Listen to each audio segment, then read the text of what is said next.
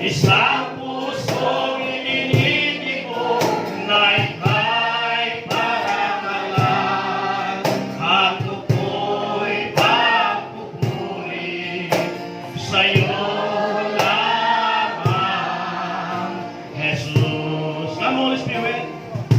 Come, Holy Spirit. Yes, Lord. Come into my heart. Come to me, Holy Spirit. Oh, come to me, Holy Spirit. I pray.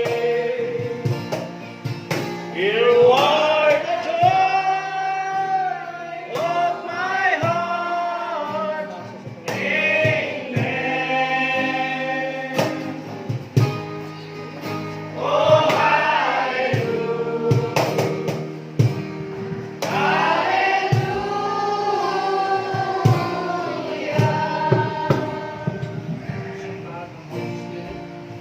Come, Holy Spirit, come into my heart.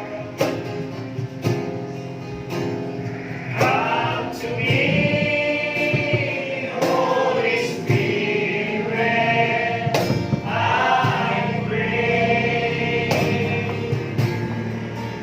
You are the joy of my heart. Amen. Yes, come, Holy Spirit. Oh, hallelujah.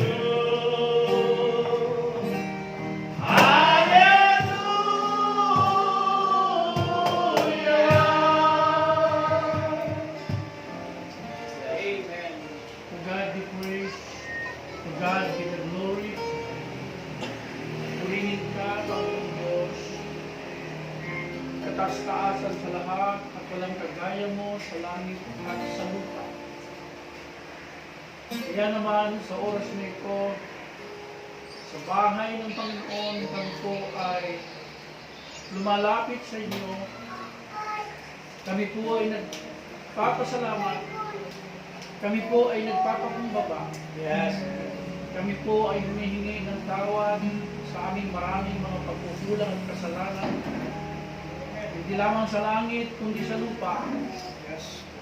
Sa aming mga magulang, sa aming mga kapatid, sa aming kapwa, sa aming, O Diyos, nagawan ng anumang pagsalangsang, kami ay iyong linisin, Yes.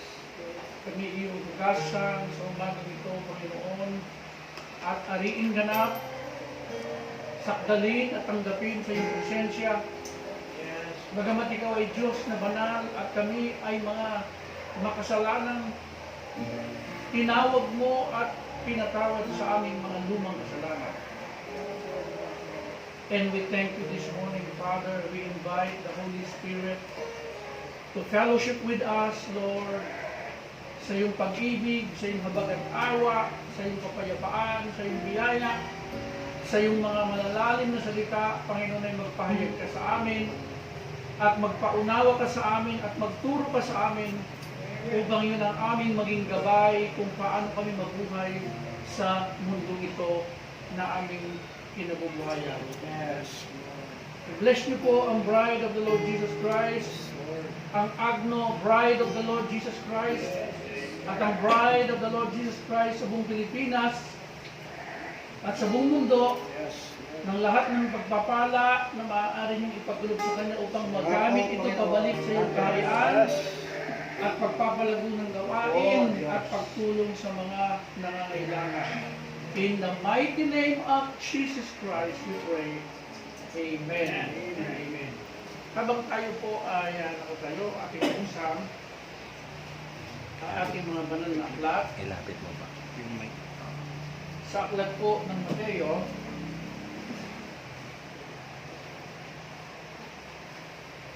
ang kapitulo po ay 22 at ang talata po ay 2 hanggang 14. Mateo 22,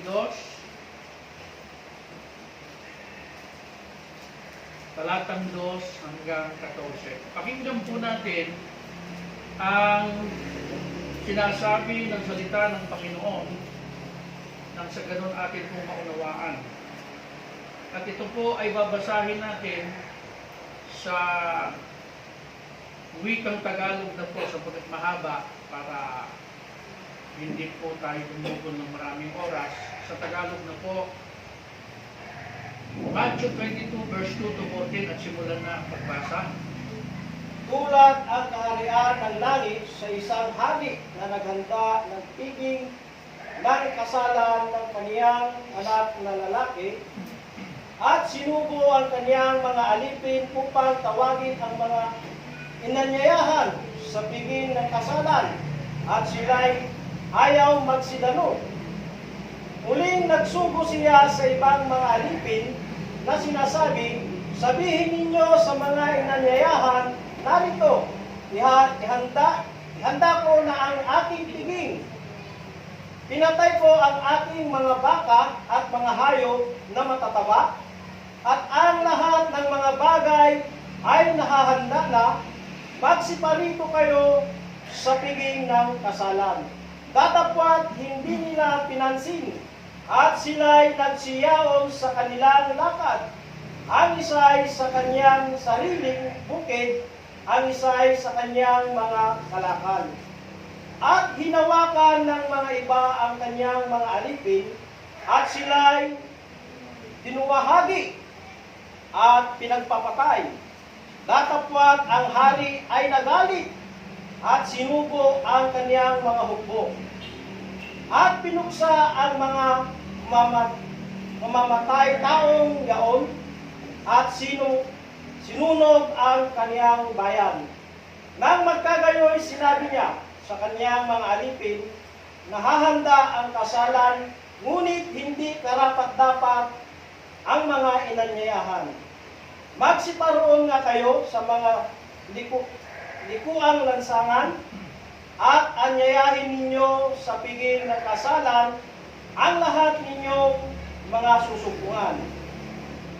At nagsilabas ang mga alipin yaon sa mga lansangan at kanilang tinipon ang lahat nilang nagsupungan, masasama at mabubuti, at napuno ang mga panauhin ang kasalan. Datapwat pagpasok ng hari upang tignan ang mga panauhin, ay dooy nakita niya ang isang tao na hindi nararamtan ng damit kasalan. Verse 12. At sinabi niya sa kanya, kaibigan, ano't pumasok ka rito na walang damit kasalan? At siya'y naumig. Nang magkagayoy, sinabi ng hari sa mga naglilingkod, kapusin ninyo ang mga paa at mga kamay niya at itapon ninyo siya sa kadiliman sa labas. Diyan na nga ang pagtangis at panggagalit ng mga ngipin, sapagkat marami ang mga tinawag, datapwat kakaunti ang mga nahirang.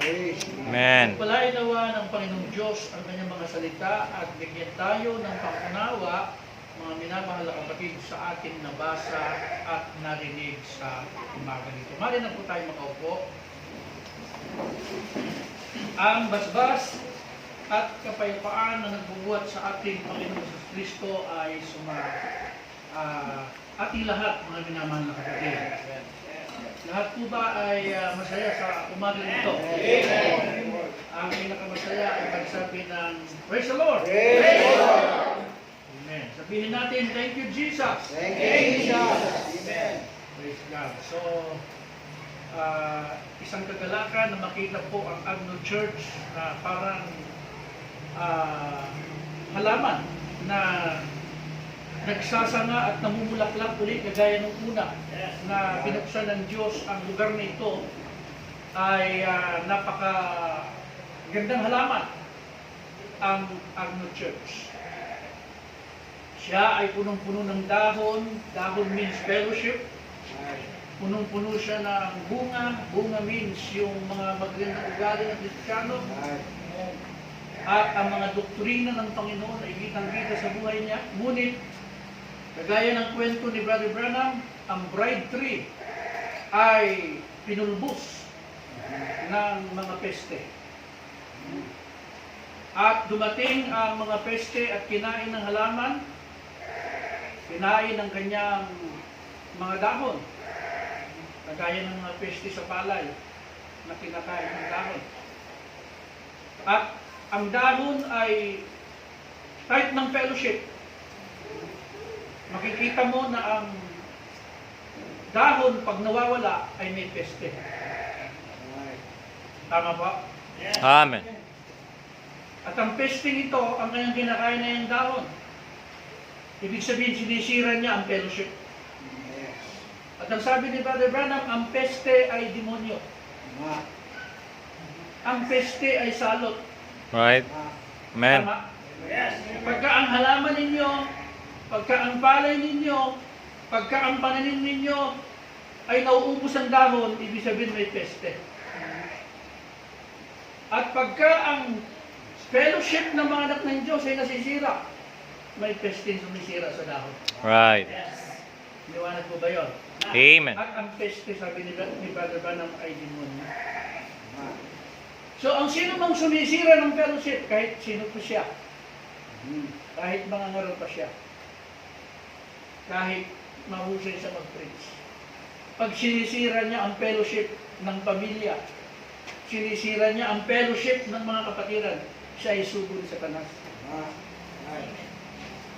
Mabigat Amen. yun, pero yun ang katotohanan, mga minamahal.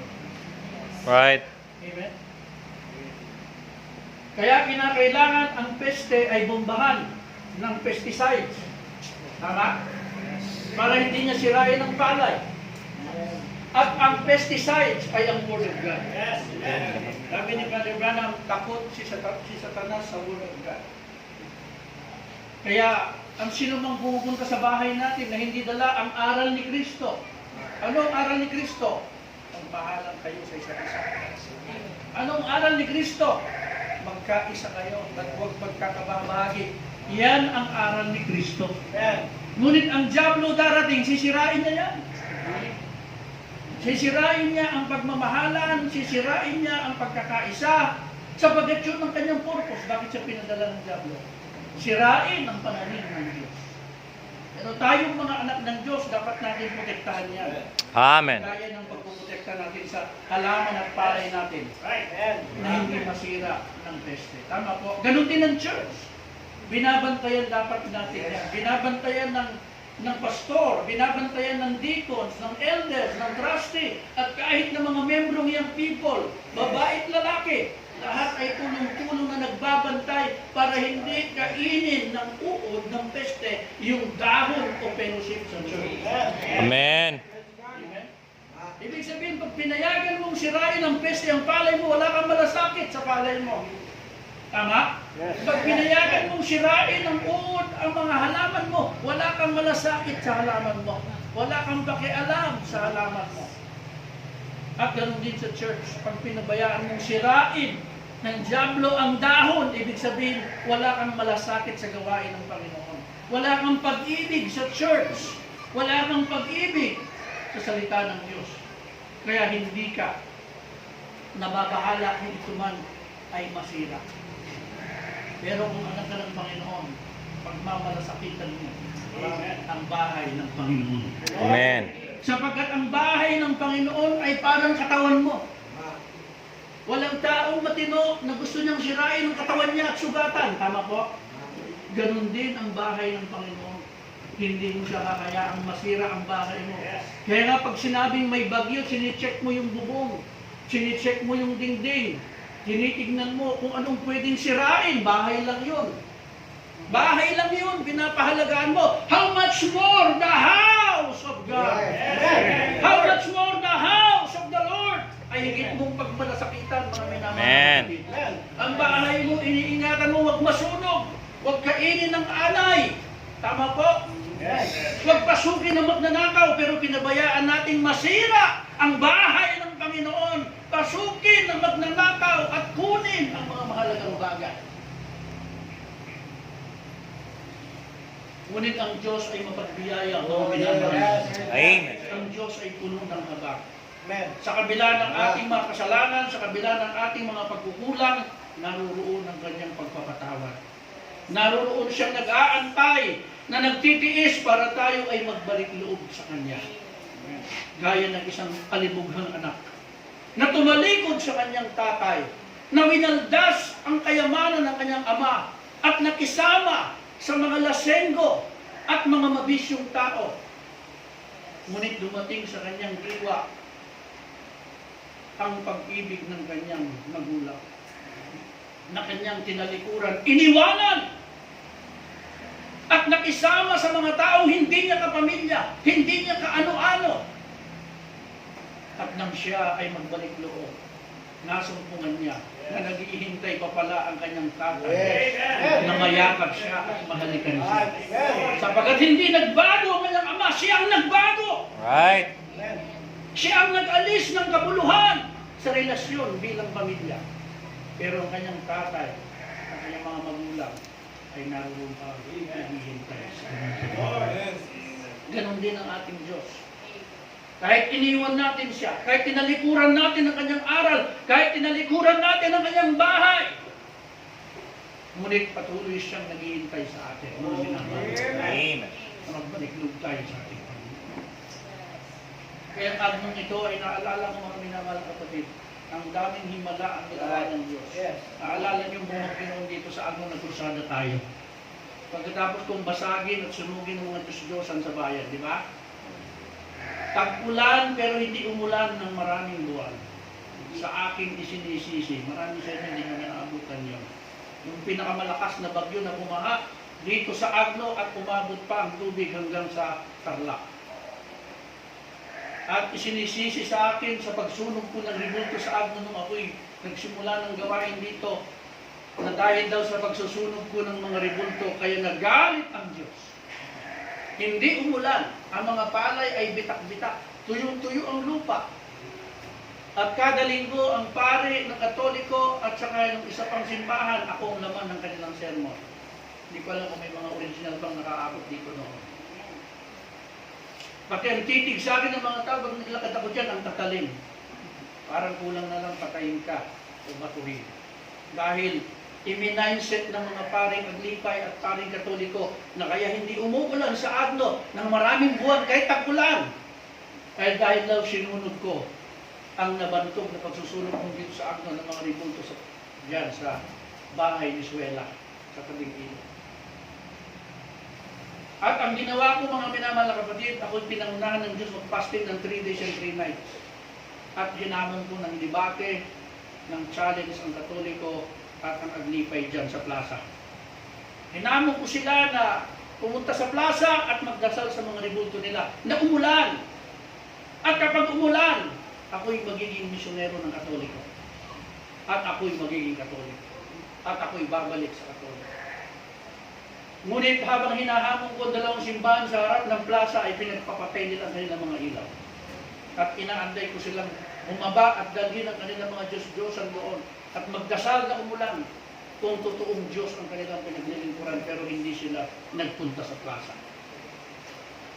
At nung hindi sila tumugon sa challenge at panawagan ng iyong abang lingkod, ako po ay nagdasal. Alam ng Diyos, walang halong kasinungalingan ko, ito ay nakarecord sa langit. Ako'y mga minamahal ko, napakaliwanag ng langit ang buwan at ang mga bituin nagniningning dahil matagal nang di umulan sa Agno. At ako yumuko at nanalangin sa ating Panginoon. At sinabi ko sa ating Panginoon, Panginoong Diyos, dahil tumanggi ang Katoliko at ang Aglipay sa aking hamon, na sila'y magdasal sa kanilang mga Diyos-Diyosan para umulan, para patunayan sila'y naglilingkod sa tunay na Diyos. Ngunit sila po ay hindi tumugon, Panginoon. Kaya, Panginoon, sabi ko sa oras na yon, ipakilala mo po sa bayang ito na ikaw lamang ang tunay na Diyos at walang iba. At hindi ka Diyos-Diyosan at tribulto na gawa ng kamay ng tao, kundi ikaw ay Diyos na Espiritu na pinakamakapangyarihan sa lahat. Ipakita mo po sa kanila na ikaw ang tunay na Diyos sa pangalan ng ating Panginoong Hesus Kristo. Alam niyo mga kapatid, hindi pa ako tapos mag-amen, hindi pa ako tapos magdasal, kaya nakarinig ako ng napakalakas na, akala ko, granada na ibinato sa plaza. Pero kahit napakalakas po ng pagsabog nung parang granada, hindi po ako nagulat dahil hindi ako nagdadasal sa ating Panginoon. At nung ako po ay dumilat para tingnan yung pagsabog na napakalakas, ang nakita ko po mga kapatid ay isang napakadilim na langit. Wala nang buwan, wala nang bituin.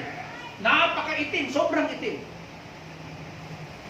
Tinakpan ng makapal na maitim na ulap ang kalangitan pagkatapos ng aking dasal. At yung sumabog pala na parang granada ay kulog at kidlat na sumabog. At maya-maya mga minamahal na kapatid, ang ulan ay pumatak na. Right there pagkatapos ng prayer, bumagsak at pumatak ang ulan sa akin. Amen. Yun ang showdown na ginawa ng Diyos dito sa atin mga minamahal. Bagamat ang ilan sa inyo hindi nyo na maalala yun at hindi nyo na naabutan, pero mga minamahal na kapatid, ang Agno Bride of Christ ay produkto ng himala at kababalaghan ng Diyos. Kaya hindi siya mag-iba-iba hanggang ngayon. Kahit kinain siya ng uod ang dahon. Ang iba kinain ng bunga na matatamis na wala ang pagkakristyano. Ang iba kinain ng balat. Hindi na ipinabuhay ang doktrina ng mensahe. Nag-backslide. Pero, iningatan ng Diyos na kainin ng uod yung lifeline. Bagamat siya ay nawalan ng dahon, siya ay nawalan ng sanga, at halos ubusin ang uod. Pero ang kanyang mga ugat ay nanatiling buhay. Amen. Siya ng Panginoon. At ngayon ay muling umuusbong ang bride tree ng atin. Muling nagsasanga at namumunga ng matatamis. Upang siya ay humarap sa Panginoon sa kanyang ikalawang pagpanginoon. Amen. To God be praise, to God be the glory. At pagkatapos noon ay nang-prophesy ako na sinabi ng Panginoon sa aking bibig, hindi lamang ulan ang ipapadala ng Diyos sa bayang ito para patunayan na siya ang tunay na Diyos at hindi ang inyong mga Diyos-Diyosan. 3 araw at 3 gabi na hindi titigil ang ulan hanggat hindi umaapaw ang baha, tubig sa inyong mga palay. Alam niyo mga kapatid, that was the anointing of the Holy Spirit in me.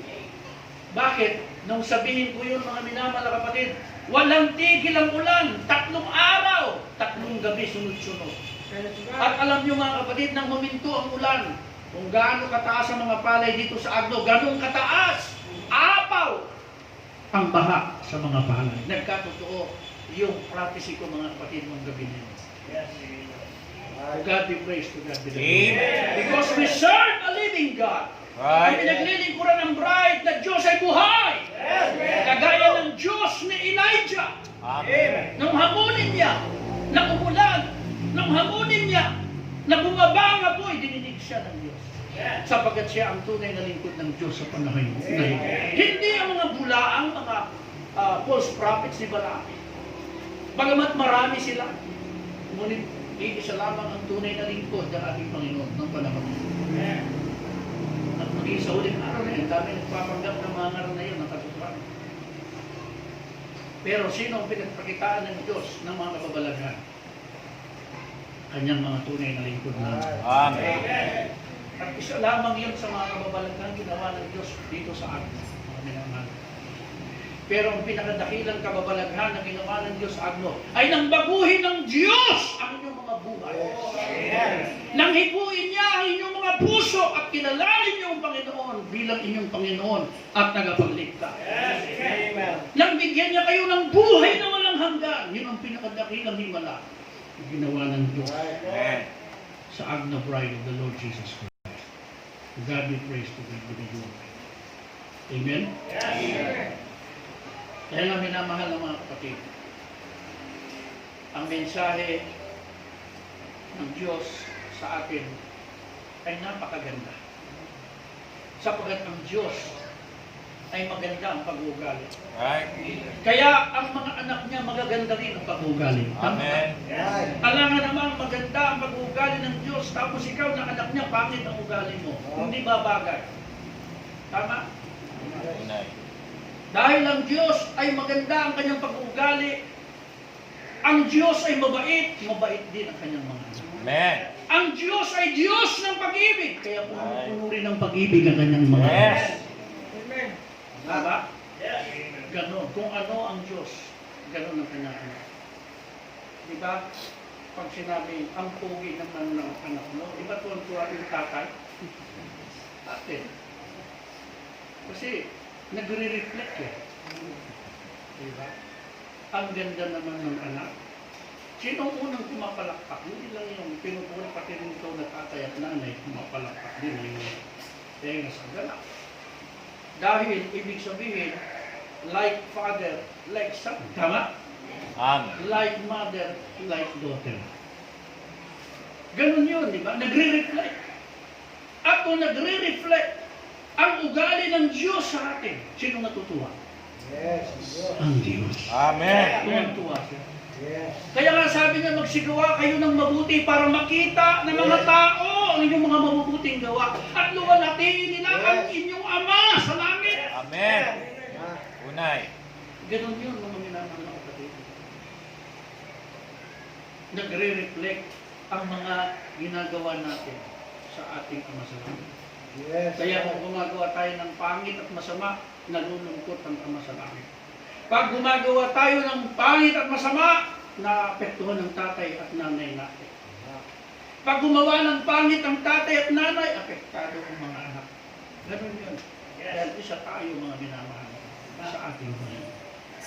Kaya dapat marunong tayo makiramdam ng nararamdaman ng ibang tao. Huwag tayo magpatay malisya. Huwag tayo magdedma-dedma. Na sarili lamang natin ang ating iniintindi at ang kapakanan ng ibang membro, ng ibang mananampalataya, hindi natin nararamdaman. Ang sakit ng kalimtingan ay ramdam ng buong katawan. Di ba? Yes. Isang tagyawat lang ang tumubo sa pisngi mo na may problema na buong pagkatao mo. Di ba?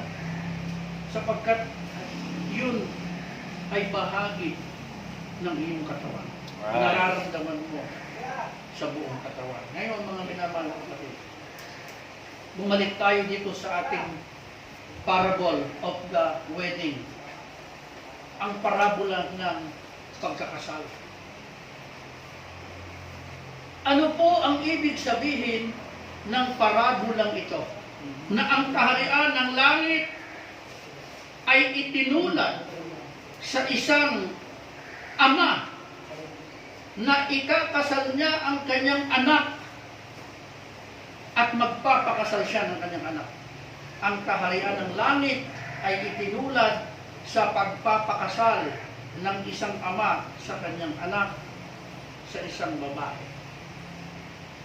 Ang parabola ay tumutukoy sa spiritual na bagay. At ganito ang paliwanag ng Biblia tungkol sa parabola ng the wedding of the Son. Revelation chapter 9, verse 7 hanggang 9, verse 7 and 9, ganito po ang ating mababasa. Pakinggan po natin. Revelation chapter 9, verse 7 and 9. At ang anyo ng mga balak ay katulad. Revelation chapter 19, verse 7 hanggang 9. Revelation 9, 19, 19. verse 7 to 9.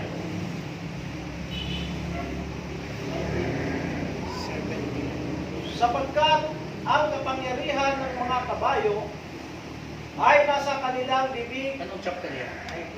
19. Chapter 19. 19 verse 7 to 9. Okay. Anong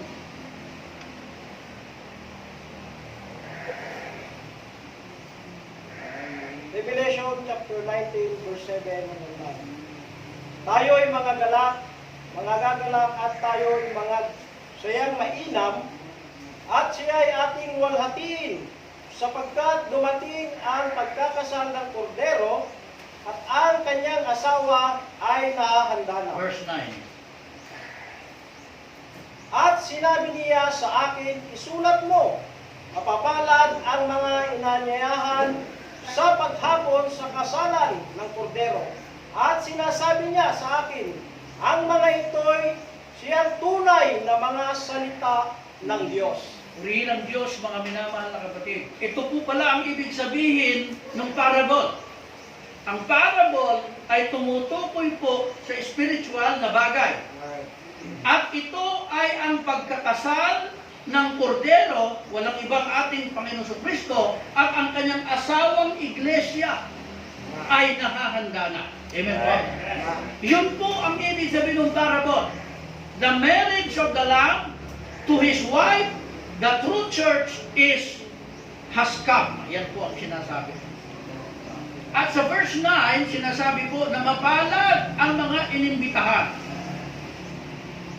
para dumalo sa kasalan at hapunan ng kordero. At sinasabi niya sa akin, totoo ang mga bagay na ito na sinasabi ng Diyos.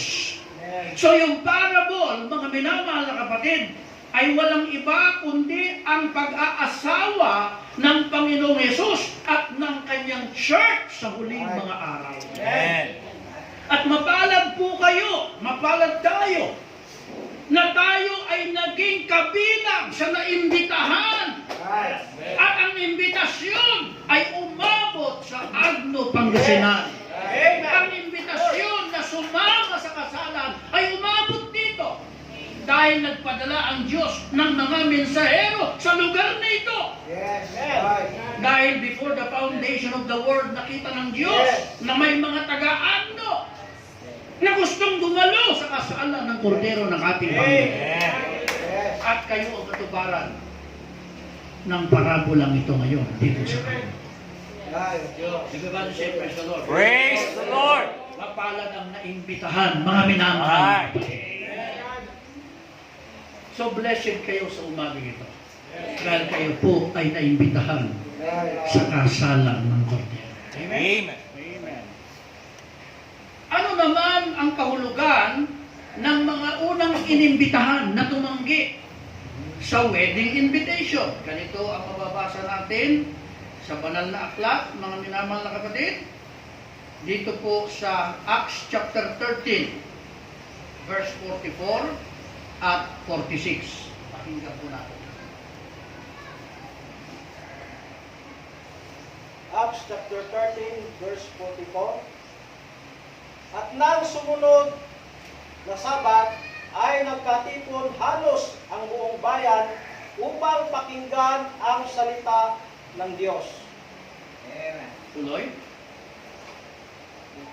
Datapwat nang makita ng mga Hudyo, ang mga karamihan ay nangapuno ng kapanaghilian at tinutulan ang mga bagay na sinalita ni Pablo at nagsipamusong. Tuloy. At nagsipagsalita ng buong katapangan si Pablo at si Bernabe at nagsipagsabi, kinakailangang salitain muna ang salita ng Diyos sa inyo. Yamang inyong itinatakwil at hinahatulan ninyong hindi kayo karapat-dapat sa walang hanggang buhay. Narito kami ay pasa sa mga dibdib. Yan po ang ibig sabihin ng imbitasyong tinanggihan ng unang inimbitahan. Right. Ang unang inimbitahan ay ang bayan ng Israel, ang Jewish nation. Amen. Pero tinanggihan nila ang invitation ng marriage of the Lamb. Right. Kaya sabi ni Pablo, narito kami tatalikod sa inyo at kami pupunta sa mga hintil. At ang Pilipino ay kabilang sa mga lahi ng hintil. Amen. Yes. Kaya ang invitasyon doon ay dinivert ng invitasyon patungo sa mga hintil. At mapalad tayo na isa ang Pilipinas na naalala ng Diyos sa kanyang kaisipan, na imbitahan. Sapagkat nalalaman ng Diyos na may mga Pilipino na tatanggap ng kanyang imbitasyon. Alam niya yon before the foundation of the world. Amen. Kaya ang sabi sa John chapter 1 verse 11, ganito po ang ating mababasa. John 1 verse 11. John 1 verse 11, siya'y naparito sa sariling kaniya, at siya'y hindi tinanggap ng mga sariling kaniya. Kaya nga ipinako nila ang Panginoon natin sa krus at pinatay. Siya'y naparito sa kanyang sariling kanya, ngunit siya'y tinanggihan ng sariling kanya. Right. At ang sabi sa parabola, yung pinadala ng Diyos sa kanila na mga mensahero, pinagpapatay pa nila. At sinabi ni Jesus Christ, ang sabi niya sa Luke 11:49 to 50, no? Ganito ang ating mababasa, Luke 11:49 to 50, sa mga nagpadala ng imbitasyon, ganitong ginawa pa nila sa mga messenger. Luke 11:49, To 50. kaya nga sinasabi naman ng karunungan ng Diyos, magsusugo ako sa kanila ng mga propeta at mga apostol, at ilan sa kanila ay kanilang papatayin at pag-uusigin, upang hingin sa lahing ito ang dugo ng lahat ng mga propeta na ibinugo buhat ng itatag ang sanglibutan. Maliwanag, mga minamahal kong mga kapatid, na ang mga mensaherong pinadala na nagdala ng imbitasyon para dumalo sa wedding supper of the Lamb ay pinatay ng bayan ng Israel. Pinugutan nila ng ulo. Sinibat nila at sinaksak ng mga espada. At hindi nila tinanggap ang imbitasyon na papabilang sa kasalan ng Kordero. Kaya ang imbitasyon ay pinadala sa iba. Sabi niya, pumunta kayo sa mga lansangan. Mag-crusade kayo. Manawagan kayo. Amen. At ang tumanggap ay dalhin niyo sa aking handaan. At Amen. mga minamahal na kapatid, sa maikling kwento, nadala na lahat ng inimbitahan sa church. At nung umikot na ang puno ng sambahayan para tignan kung naka-uniform, kung nakasuot ng damit pangkasal ang mga inimbitahan, may isa na hindi nakasuot ng pangkasal. At tinanong siya, bakit wala kang damit pangkasal? Hindi siya nakaimik. At ang sabi ng puno ng sambahayan, igapos sa kanyang kamay. Igapos sa kanyang paa. At itapon sa labas. Sapagat hindi siya nakasuot damit pangkasal. Amen. Bakit po nakapasok yung tao ngayon na walang damit pangkasal?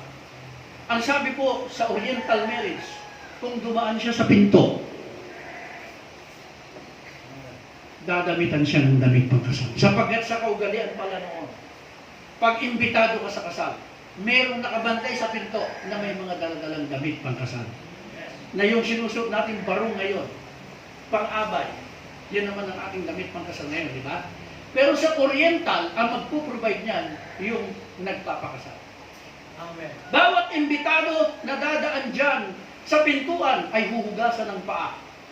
At pagkatapos, lalagyan ng langis ang ulo. At pagkatapos susuotan ng damit pangkasal. Kaya walang pwedeng umupo na walang damit pangkasal. Lahat dapat may suot. Ngunit itong lalaking ito ay nasa loob ng kasalan na walang damit pangkasal. Kaya siya question, bakit wala? Dahil kung dumaan siya sa pintuan, may damit siya. Right. Ibig sabihin, sa butas ng bahay o sa bintana siya dumaan. Tama po? Amen. Amen. Ibig sabihin, pag wala kang damit pangkasal, hindi ka dumaan sa pintuan. At sabi ni Jesus, ako ang daan! Yes. Ako ang pintuan! Ang sino mang pumasok sa akin ay makakasumpong ng buhay na walang hanggan. Amen? Kapag naging membro ka ng isang church, hindi ka naging kabilang ng church dahil dinala ka ng tatay at nanay mo. Hindi ka naging kabilang ng church dahil dinala ka ng kuya mo. In-invite ka ng pinsan mo. Naging kabilang ka sa church ng Bride of the Lord Jesus Christ ng Agno dahil dumaan ka kay Jesus Christ. Dumaan ka sa pintuan at nung dumaan ka sa pintuan, binihisan ka niya ng damit pangkasal. Amen. Ah. Kaya hindi ka niya palalayasin, hindi ka niya palalabasin. sa kainan ng ating Panginoon. Yes. Pero kung sa bintana ka dumaan, wala kang suot ng kasal. At kung wala kang suot ng kasal, palalayasin ka ng Panginoon sa kanyang tahanan. Sapagkat ang mga imbitado ay mga may suot pang kasal. Anong ibig sabihin ng wedding garment? Ganito po ang sinasabi ni Prophet Branham. Okay?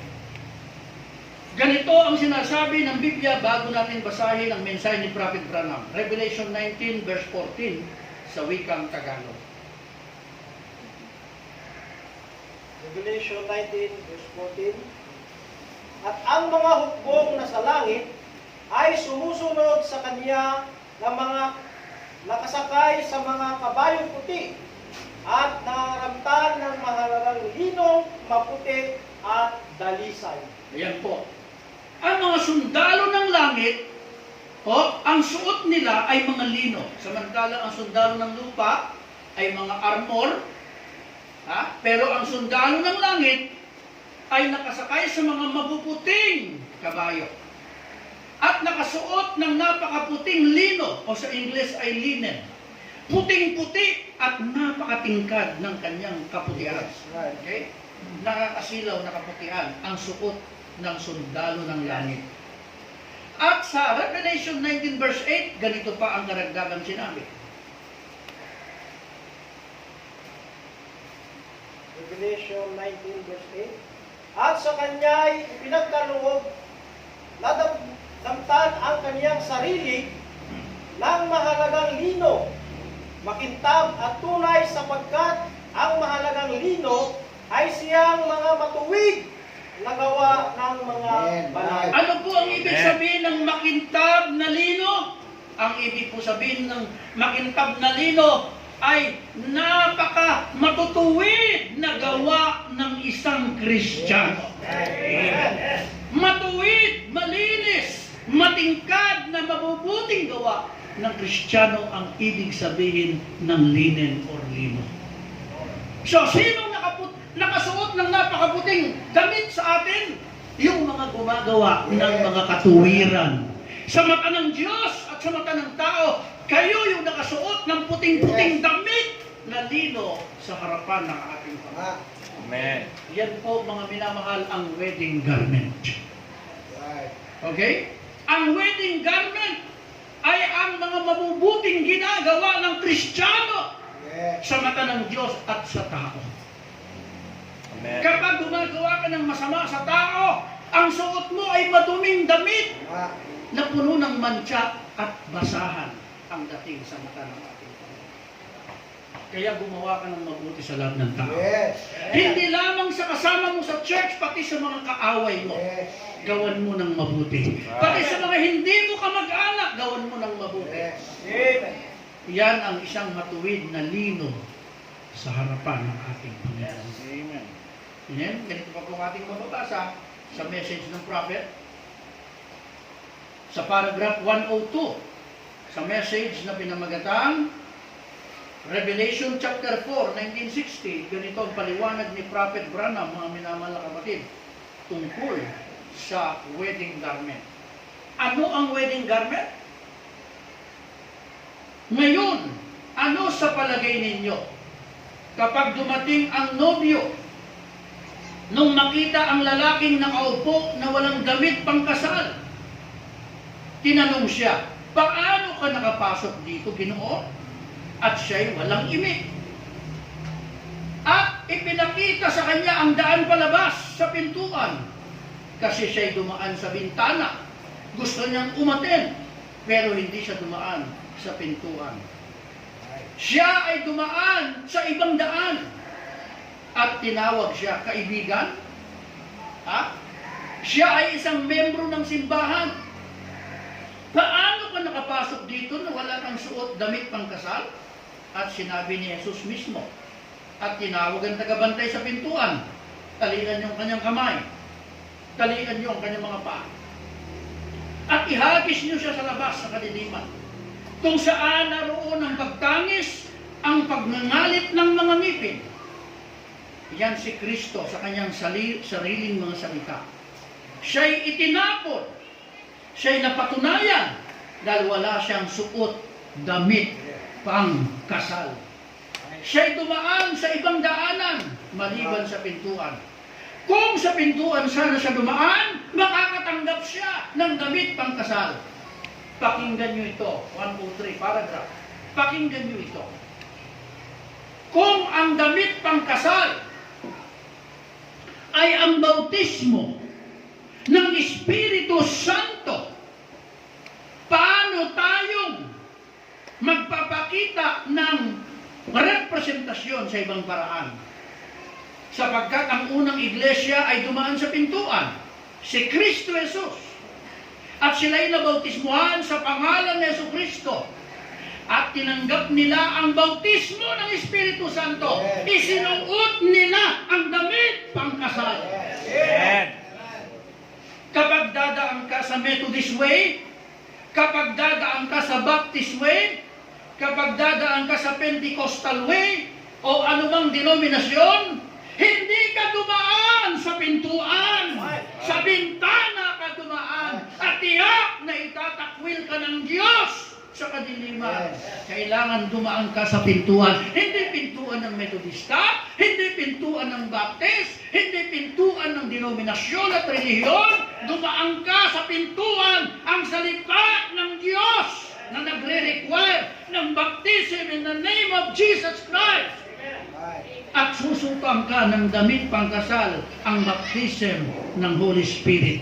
Yun ang pintuan na iyong dinaan. Thank you, Lord. What is the wedding garment, brothers and sisters? The wedding garment of the believer is the baptism of the Holy Ghost. Put on him by Jesus Christ. Nagdumaan siya sa pintuan. At ang kasunod na tanong, if the wedding garment is the baptism of the Holy Ghost, what is the baptism of the Holy Ghost then? Ito ang sagot ng propeta sa kanyang isa pang mensahe, an exposition of the seven church age, Smyrna church age. Ganito po ang sabi, what is the baptism of the Holy Spirit? Pakinggan nyo ito. At dahil kayo ay mga anak na, kaya isinugo ng Diyos ang kanyang Espiritu, ang Espiritu ng kanyang anak, sa inyong mga puso, na sumisigaw, Aba, Ama, or Ama, Ama. Saan ba dumating at bumagsak ang Espiritu sa Pentecost? Sa mga anak lamang. Sa Korinto, saan bumagsak ang Espiritu Santo? Sa mga anak lamang. Yaong mga nakarinig ng salita ng Diyos at tumanggap, sila ang mga anak ng Diyos. At sila ang dinadatnan ng Espiritu ng Diyos. Right. Amen. Kung hindi ka anak ng Diyos, hindi bababa sa iyo ang salita ng Diyos.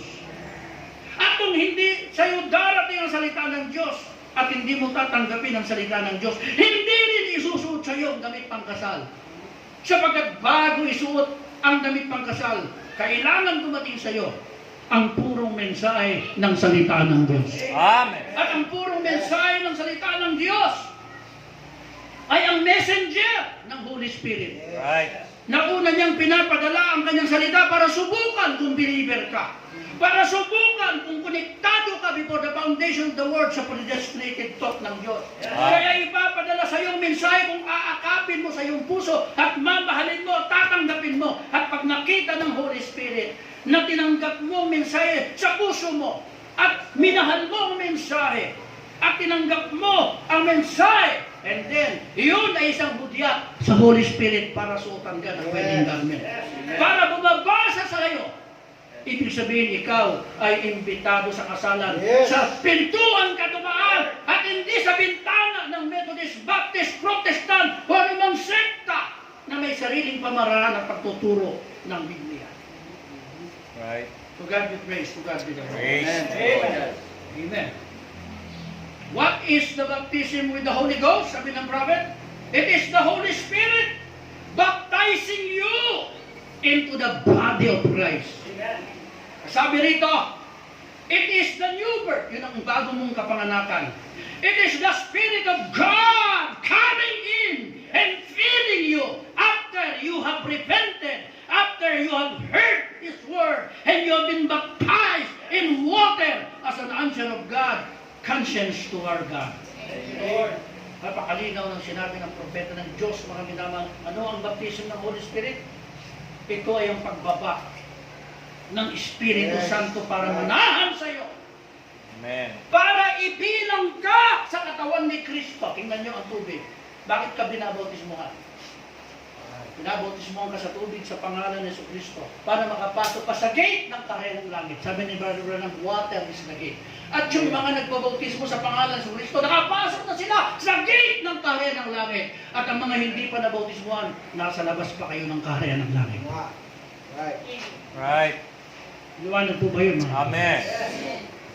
And then, pag ikaw ay nabautismohan sa Espiritu Santo, hindi ka lamang nasa loob ng kaharian ng langit, naging kabilang ka sa kanyang katawan, sa kanyang iglesia, na kanyang ililigtas at kukunin sa araw ng kanyang pagdating. Amen. Mga minamahal na kapatid, yun ang ibig sabihin ng baptism ng Holy Spirit. Ginawa ka ng Diyos na part na niya. Ginawa ka ng Diyos na bahagi na niya. Hindi ka na iba sa Diyos. Hindi ka na estranghero sa Diyos. Ikaw ay asawa niya. Ikaw ay anak niya. Ikaw ay lingkod niya. Sapagat ikaw ay naging mapalad na naging bahagi ng kanyang katawan sa pamamagitan ng Espiritu Santo. At kung matino ka, hindi mo susugatan ang katawan mo. Hindi mo sisirain ang katawan mo. Right. Hindi mo bubulagin ang mata mo. Hindi mo bubutulin ang kamay at paa mo. Sapagat mamahalin mo yan, katawan mo yan. Amen. Right. At ganoon din ang mga tunay na membro ng katawan ni Kristo. May pag-ibig at malasakit sila sa katawan ni Kristo. Amen. Hindi nila susugatan. Hindi nila sisirain. Hindi nila wawasakin. Right. Kung tunay na sila'y bahagi ng katawan ng ating Yes. Pag namamasakitan mo ang katawan mo. Amen. Amen? Ngunit sino ang nanunugat sa katawan? Ang taong baliw. Susugatin niya ang kanyang katawan. Sasaksakin niya ang kanyang katawan. Tama? Lalaslasin niya ang katawan. Sino yun? Yung mga taong under the influence of the evil spirit. Sila ang sumisira sa kanilang katawan. Amen? Right. Ganon din sa spiritual, kahit gaano pagaling sa mga ngaral.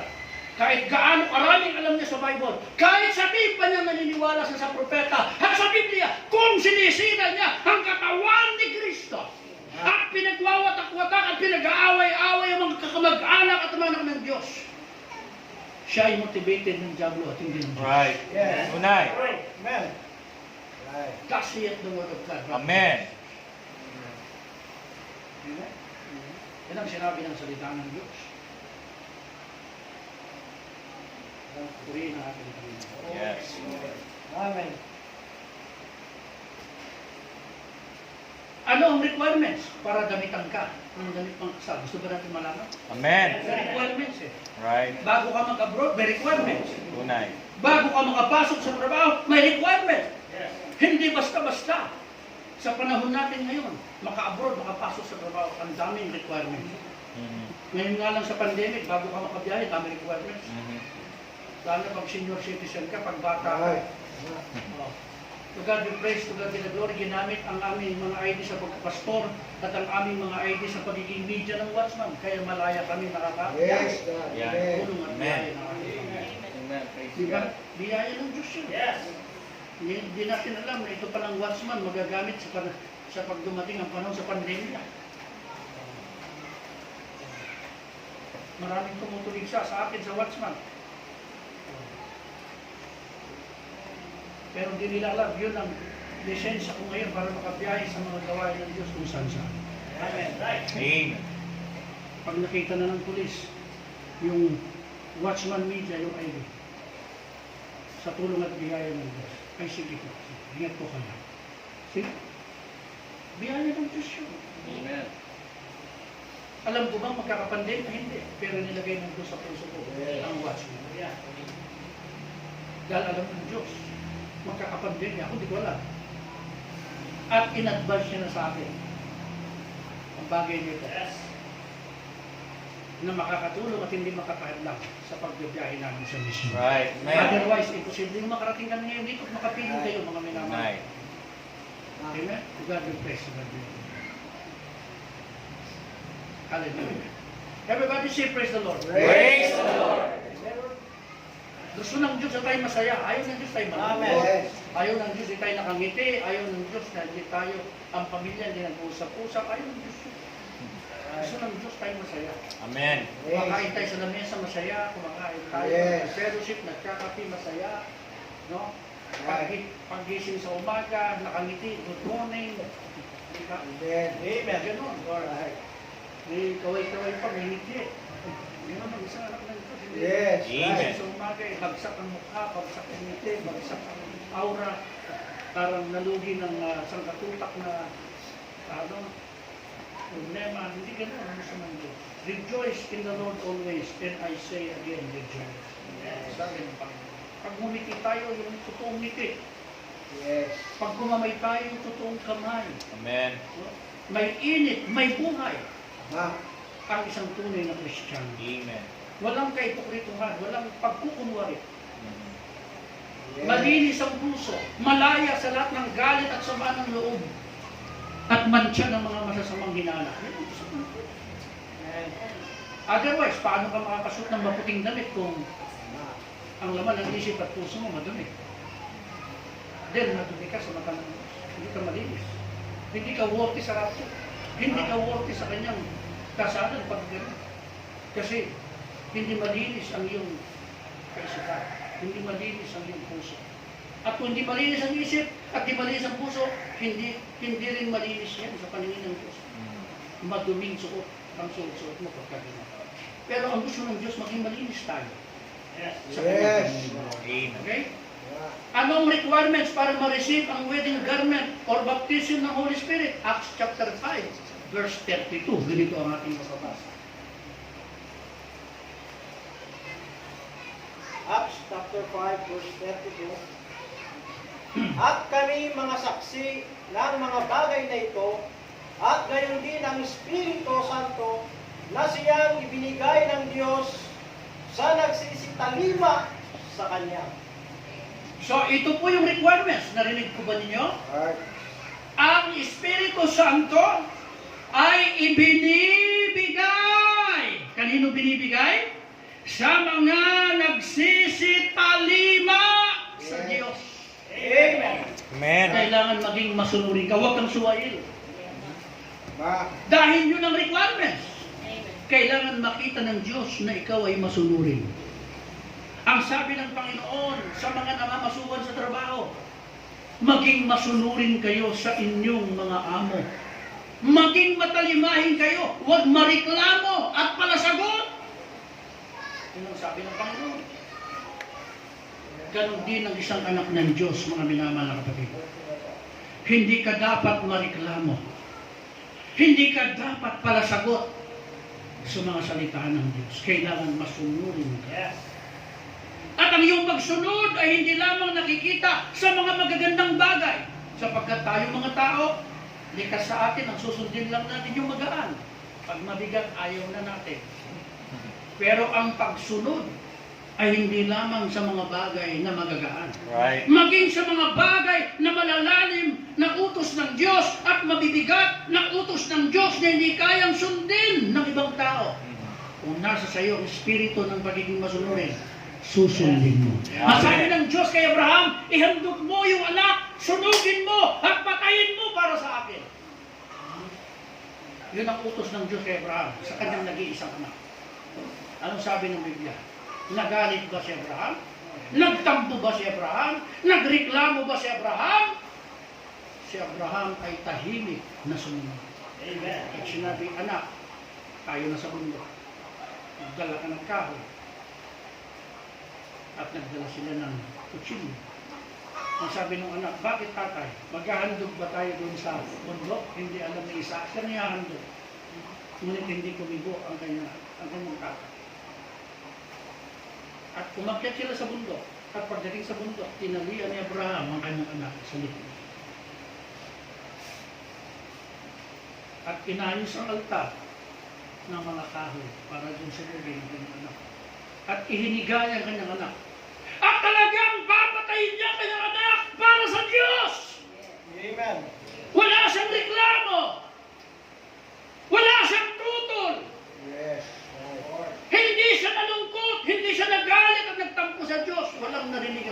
kanyang bibig. Amen. Kundi siya ay taimtim na sumagot at sumunod. Kung yan ang gusto ng Diyos, susundin ko ang lahat ng gusto niya. Amen. Pinatunayan ni Abraham na siya ay isang masunuring tao. Yes. Hindi lamang sa mga bagay na magaan, kundi maging sa mga bagay na mahirap gawin ng tao ay pinakita niya sa Diyos. Tama. Right. Siya'y masunurin at punong-puno ng pananampalataya. At nung kanyang sasaksakin na ang kanyang anak, nakita ng Diyos ang kanyang labis na pagiging masunod. At hindi pinayagan ng Diyos, Abraham! Huwag mong saktan ang iyong anak. Ngayon, napatunayan ko na! Napatunayan ko na ang iyong pagiging masunurin. At ano ngayong umaga, napatunayan ka na ba ng Diyos na masunurin? O baka puro reklamong ginawa mo? Glory. Puro backslide dito, backslide doon. Puro problema ang hinatid mo sa bahay ng Diyos. Help us, Lord. Napatunayan mo na ba sa Diyos kung gaano ka kasunurin? Hindi lamang sa mga bagay na mabubuti at magaganda, maging sa mga bagay na mahirap gawin. Amen. Tama. Pinatunayan mo na ba sa Kanya, mga kapatid? O mga pahapay-hapay ka pa? Hanggang ngayon. Patuloy ka pang nagbibigay ng sama, ng loob, at kabigatan, at pagpigati sa Espiritu ng Diyos. Madalang mong mapangiti ang Diyos sa buhay mo. Help us, Lord. Hallelujah. Inusubok ng Diyos ang kanyang mga anak. Tama. Kung sila ay masunod. Amen. Kung willing silang ibigay ang lahat sa Diyos. Kung willing silang bitawan pati buhay nila, pati pera nila, pag-aari nila. Yes. Tama. Sinusubok ng Diyos bawat lumalapit sa Kanya kung talagang ikaw ay totoo. Amen. At willing kang itakwil lahat at walang matitira sa iyo, pati buhay mo. Right. Pag hiningi ng Diyos, iibigay Oh, mo. help us, Lord. Tulungan mo kami. Yung mga tithes na offering natin, di pa natin mabunot-bunot sa ating bulsa, buhay pa kaya natin, ibibigay natin. Hindi nga natin maibigay-bigay yung ating mga handog sa Diyos. Ibibigay pa natin buhay natin. Hindi nga natin mabitawan yung shorts, yung makeup, yung lipstick. Ibibigay pa natin buhay natin sa Kanya. Hindi nga natin mabitawan yung negosyo. Araw ng linggo, nasa negosyo tayo, wala tayo sa bahay ng Panginoon. Bibigay pa natin buhay natin sa Kanya. Hanggang saan ang patunay mo? Na ikaw ay anak ng Diyos. Na ikaw ay masunurin sa kanyang salita. Nasasabihin ng Diyos, napatunayan ko na ngayon Right. ang pagiging masunurin mo. Amen. Hindi mo yan gagawin para sa elder. Hindi mo yan gagawin para sa mga kapatid. Gagawin mo yan para sa Panginoong Diyos na pinaglilingkuran mo. Saan mo yung patutunayan ang iyong pagiging masunurin. At pag napatunayan ng Diyos na masunurin ka, susutan ka niya Yes. ng wedding garment. Thank The you, Lord. baptism of the Holy Ghost. At sasabihin ng Diyos, anak ko to. Yes. Pinagmamalaki ko to. Amen. Thank Jesus. Ito'y galing sa akin. Yes. Ito'y mananahan sa aking kaharian. Ito'y makakasama sa piging ng aking kasalan. Praise Ganun God. ang sasabihin ng Panginoon pagmamahal. Sapagat ikaw ay nasumpungan na masunod. Kaya mga minamahal ng kapatid, sa mga hindi pa nabautismo, lumuso na kayo sa tubig. Praise God. Amen. Hindi pa huli lahat. Amen. Right. Sa mga nabautismo, nagdadalawang isip pa kayo kung kayo ay nabautismo ng tama o mali. O kaya nasa isip kayo na nabautismo. Pag panibaptize kayo, wala problema. Ready na si Pastor Gil, basahin yung kanyang magandang Right. damit. Amen. Ewan ko lang pati sapatos babasahin mo. Hindi Yes. siguro, baka tatanggalin yung sapatos. Sa lahat ang anak ng Kristo. So, willing daw siyang pasahin, pati sapatos? Pati sapatos. Ha? Tingnan mo, pati sapatos, willing basahin. Basta kayo magbawa ng Kristo. Basta may nagpapabautismo daw, ayan na. Yan niyo yun mga kapatid. Grace. Yung sapatos niyo, mayroon pa sa inyo, mayroon na tuyo. Meron pa ako sapatos na isa dyan. Ayun, kaya pala malakas ang loob. Praise the Lord. Amen. Praise the Lord. Hallelujah! Hallelujah. Purihin ang ating Panginoon. Amen? Purihin ang Diyos. Amen. Mga minamahal na kapatid, isa lang masasabi ko sa inyo. Gusto ko pang mag-preach. Hindi pa ito matatapos. Dahil ang anointing ng Holy Spirit na sa akin, ngunit tama na yun. Praise God. Praise God. Thank you, Lord. Mahal kayo ng Panginoon. Amen. Lord. Ang tanong, gaano niyo kamahal ang Panginoon? Oh. Sabi ng Panginoon, if you love me, keep my commandments. Huwag mong labagin ang kanyang mga salita kung mahal mo siya. Kung sinabi niya magmahalan kayo, magmahal ka hanggang kamatayan. Yes. Amen. Kung sinabi niya magkaisa kayo hanggang kamatayan. Yes, right. Tama. Kung sinabi niya na kayo ay magpatawaran kayo hanggang kamatayan. Kung sinabi niyang ibigin yung isa't isa, ibigin yung isa't isa hanggang kamatayan. Hindi hanggang 2020 lang, pagkatapos di mo na mamahal. Gusto ng Diyos ang iyong pagmamahal ay kagaya ng wedding ring. Yes, right. Diba? Maliban sa wedding garment, may wedding ring pa, diba? Amen. Diba? Amen. Kaya sabi ni Barbanam, isang babae may asawa dapat nakasuot ng wedding ring. Para hindi siya mapagkamalang dalaga. At ang wedding ring, sabi ni Barbanam, ay sagisag ng eternity. Dahil bilog, walang pasimula, walang hanggang. Alright. So binigyan na tayo ng Holy Spirit ng Diyos, ng wedding garment, binigyan ka pa ng wedding ring. Sino ang ba? Praise. Amen. At anong sagisag ng wedding ring? Ang sagisag ng wedding ring, mga kapatid, dahil eternal.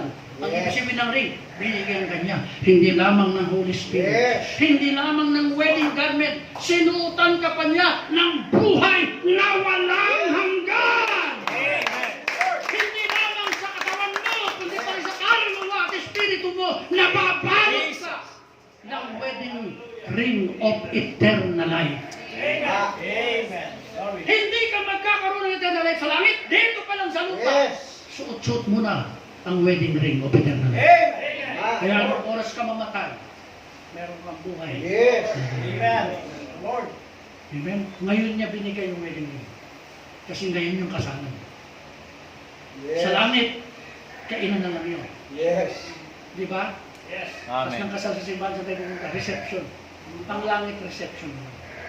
Ngayon ang kasalan ng kordero Ah, at ng kanyang asawa. Amen. The bride of the Lord Jesus Christ, the Lamb's wife. Amen. ah. The Lamb's wife.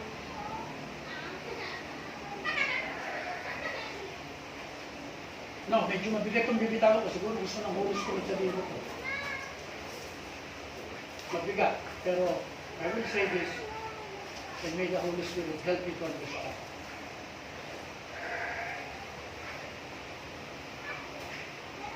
Siyempre, ang isang lalaki o isang babae na nagmamahalan sa isa't isa,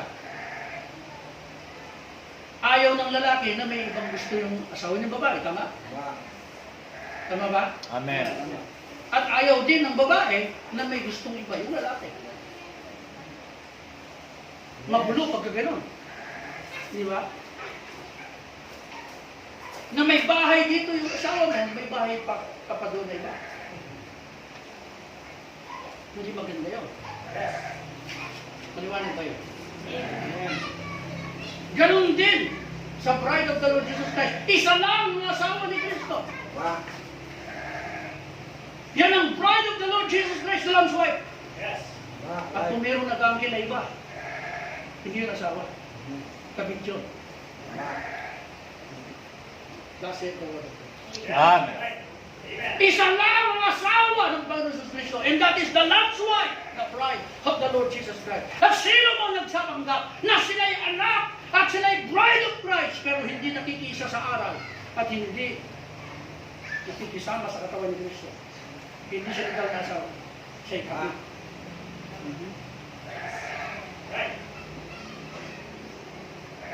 Amen. Ikaw, babae ka, may asawang iba yung asawa mo.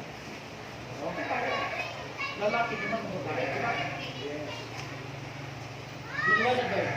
Amen.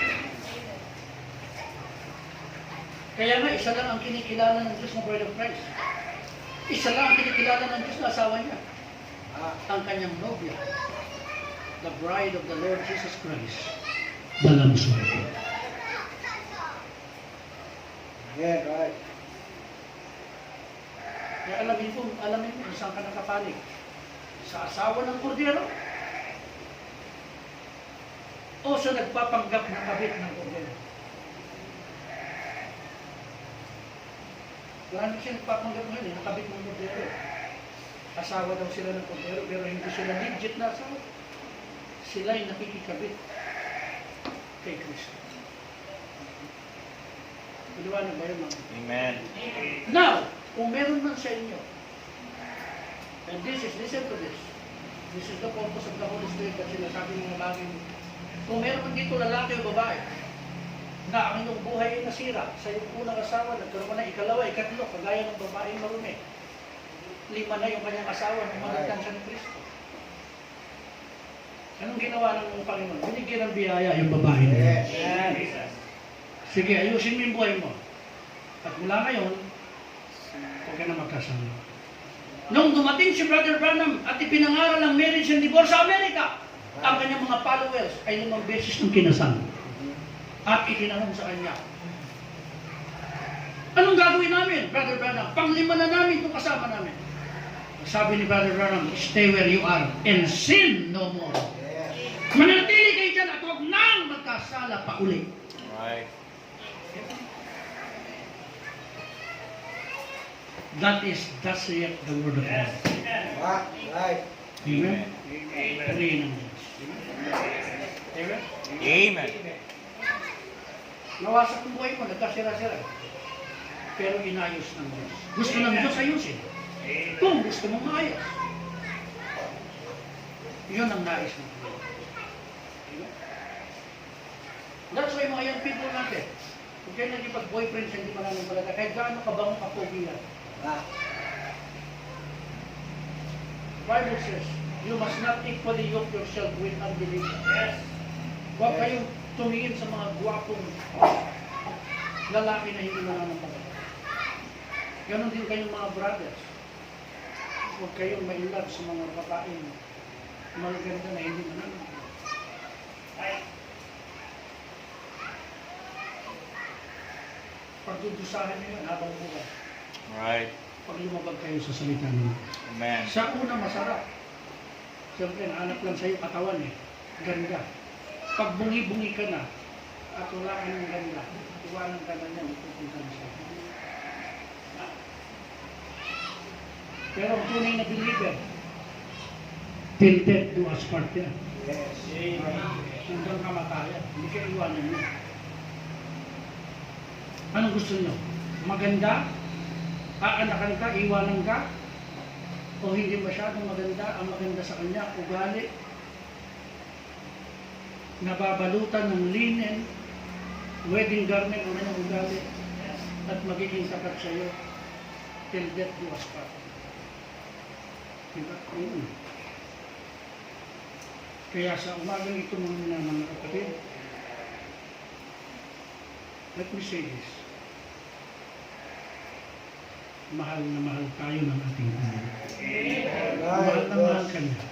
Amen. He is mindful of you. Nagmamahal siya, nagmamalasakit sa iyo sa bawat isa sa atin. Ang tanong, gaano kalalim ang malasakit mo sa Panginoon, sa kanyang salita, at sa kanyang iglesia. Kasi umagang ito, habang umaawit ang ating pusong dalisay, Paul, dito yung pusong dalisay, habang inaawit ko, yumuko tayo ngayon. Baka meron tayong gustong ihingi ng tawad sa Panginoon at hingin ng nais natin magkukumba.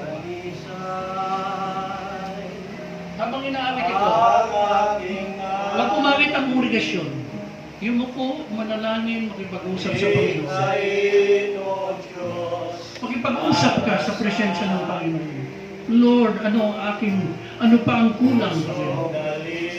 Lord Jesus, gabayan mo ako, tulungan mo ako, Lord Jesus. Sabihin mo sa Panginoon yan. Patawarin mo ako, Lord Jesus, sa lahat ng aking mga kasalanan, pagkukulang at pagsalansan. Kahabagan mo ako, Panginoon Jesus, suotan mo ako ng damit ang kasal. Suotan mo ako, Panginoon, ng maputing lino. Suotan mo ako ng wedding ring of eternal life. Para hindi makita ang aking kahubaran.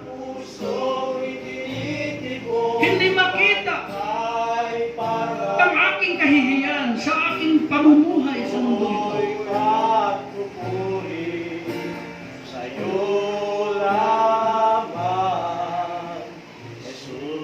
Sabi ng Panginoon, ingatan mo na ikaw hindi lumakad na hubad.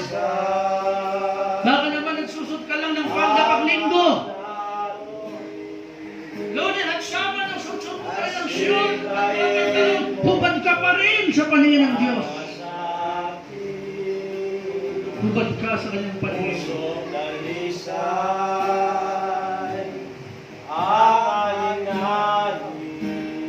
Iniingatan mo pa rin ang iyong mga hikaw, ang iyong mga pintas at mga pulseras at pag wala ka sa church, sinusuot mo, dinidisplay mo sa sanlibutan.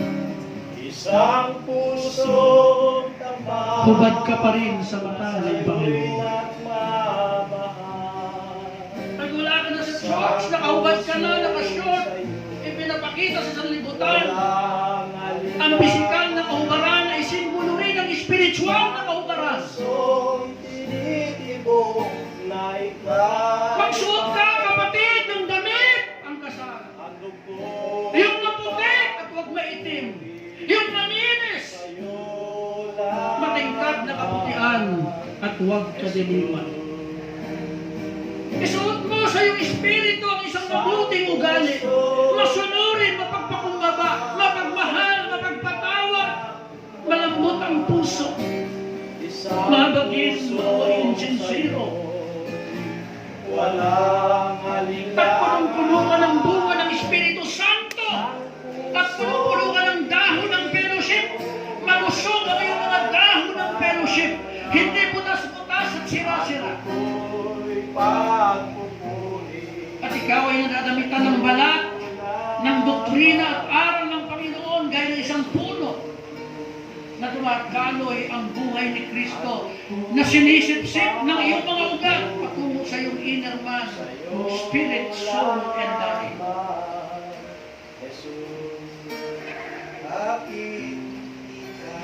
Yes! Sa mga nangangailangan ng prayer, kung kayo inutyo ka ng Holy Spirit, ang agad na sa inyo, malaya kayo. Gusto mong Pagkakakila ka, hindi in the name of Jesus, may the Holy Spirit move freely, Lord, in the midst of the church. Hallelujah! Maaari kayong lumuhod sa Panginoon. Maaari yung ituklit ang mga tuhod at pagpapakumbaba sa Kanya. Hindi lamang ang iyong puso, kundi maging ang inyong mga tuhod sa Panginoon. God bless you. At panahin kayo ng Diyos sa inyong pagtiklop ng iyong tuhod, ng iyong puso at pagpapakumbaba. Ang masaganang biyaya ng Diyos nawa ay bumuho sa inyo.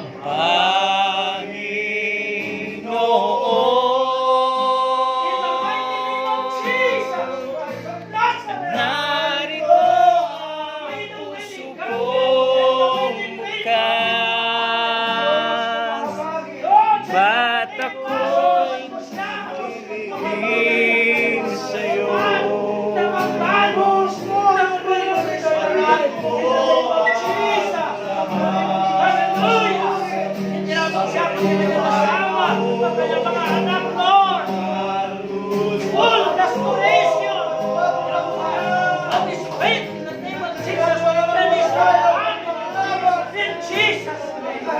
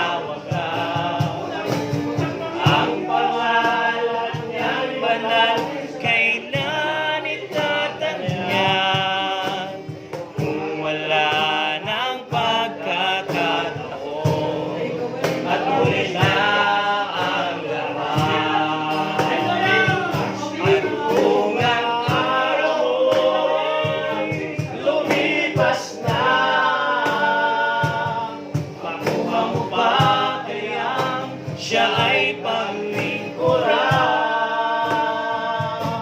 Kailan pa kaya maglilingkod sa Diyos?